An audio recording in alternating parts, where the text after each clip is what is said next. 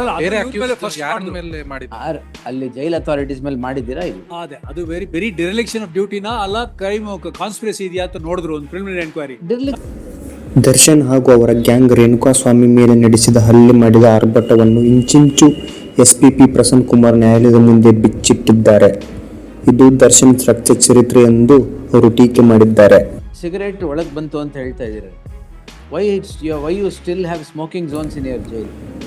ರೇಣುಕಾಸ್ವಾಮಿ ಕೊಲೆಯ ಪ್ರಕರಣ ಆರೋಪಿ ನಟ ದರ್ಶನ್, ಪವಿತ್ರ ಗೌಡ ಹಾಗೂ ಇತರೆ ಕೆಲ ಆರೋಪಿಗಳ ಜಾಮೀನು ಅರ್ಜಿ ವಿಚಾರಣೆ 57ನೇ ಸಿಸಿಎಚ್ ನ್ಯಾಯಾಲಯದಲ್ಲಿ ಇಂದು ನಡೆಯಿತು. ಕಳೆದ ವಾರ ಮಂಡಿಸಿದ್ದ ದರ್ಶನ್ ಪರ ವಕೀಲ ಸಿ.ವಿ. ನಾಗೇಶ್ ಪೊಲೀಸರ ತನಿಖೆಯ ಬಗ್ಗೆ ಹಲವು ಅನುಮಾನಗಳು ಇತ್ತಿದ್ದರು.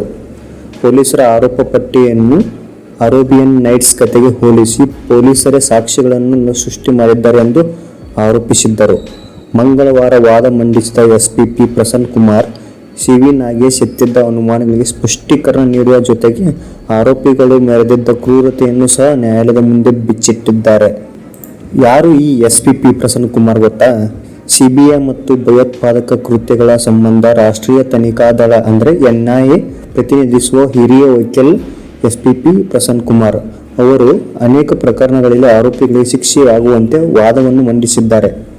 ಆರೋಪಿಗಳನ್ನು ಜೈಲುಗಟ್ಟುವಲ್ಲಿ ಪ್ರಮುಖ ಪಾತ್ರವನ್ನು ವಹಿಸಿದ್ದಾರೆ. ವಿನಯ್ ಕುಲಕರ್ಣಿ ಮತ್ತು DK ಶಿವಕುಮಾರ್ ಅವರ ಪ್ರಕರಣದಲ್ಲೂ ಪ್ರಸನ್ನ ಕುಮಾರ್ ಎಸ್ಪಿಪಿ ಆಗಿದ್ದರು. ಸ್ಫೋಟಕ ಕೃತ್ಯಗಳಲ್ಲಿ ಸರ್ಕಾರದ ಪರವಾಗಿ ವಾದ ಮಂಡಿಸಿ ಬಾಂಬ್ ಬ್ಲಾಸ್ಟ್ನ ಆರೋಪಿಗಳನ್ನು ಜೈಲುಗಟ್ಟುವಲ್ಲಿ ಪ್ರಮುಖ ಪಾತ್ರ ವಹಿಸಿದ್ದಾರೆ. ಸದ್ಯ ಎಸ್ಪಿಪಿ ಪ್ರಸನ್ನ ಕುಮಾರ್ ಬದಲಾವಣೆ ರಾಜಕೀಯ ವಲಯದಲ್ಲಿ ಸಂಚಲನ ಸೃಷ್ಟಿಸಿದೆ. ಇದೇ ಎಸ್ಪಿಪಿ ಪ್ರಸನ್ನ ಕುಮಾರ್ ಈಗ ದರ್ಶನ್ ಕೇಸ್ನಲ್ಲಿ ವಾದ ಮಂಡನೆ ಮಾಡ್ತಾನೆ ಇದ್ದಾರೆ.